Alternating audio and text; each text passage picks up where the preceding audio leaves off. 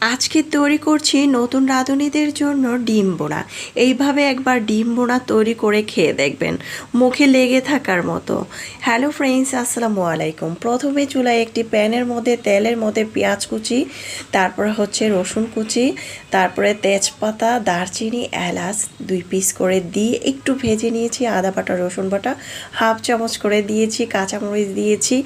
লাল হয়ে আসার পরে এখানে হলুদ গুঁড়া, মরিচের গুঁড়া, ধনিয়ার গুঁড়া, জিরার গুঁড়া হাফ চামচ করে দিয়ে দিলাম, পরিমাণ মতো লবণ দিয়ে দিলাম।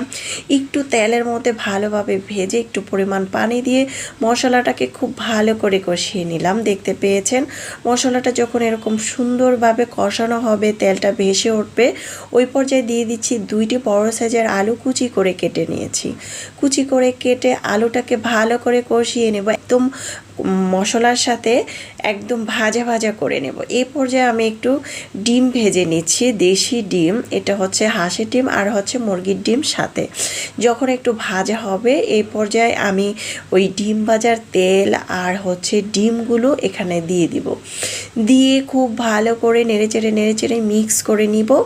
মিক্স করে নিচ্ছি। আপনারা চাইলে কিন্তু এখানে এখন তো নতুন আলু পাওয়া যাচ্ছে, ছোট ছোট আলুটাও কিন্তু একটু তেলের মধ্যে ডিমের মতো ভেজে নিতে পারেন।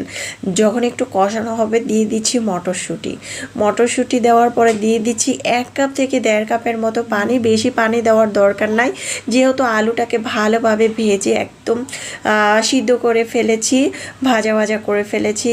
পানিটা দেওয়ার পরে বলক আসার পরে দিয়ে দিচ্ছি টমেটোটা দেওয়ার পরে একটু ঢাকনা দিয়ে 1 মিনিট রেখে তারপরে দিয়ে দিলাম ধনেপাতা কুচি। বাসায় গরম মশলার গুঁড়া অথবা ভাজা জিরার গুঁড়া থাকলে অ্যাড করতে পারেন।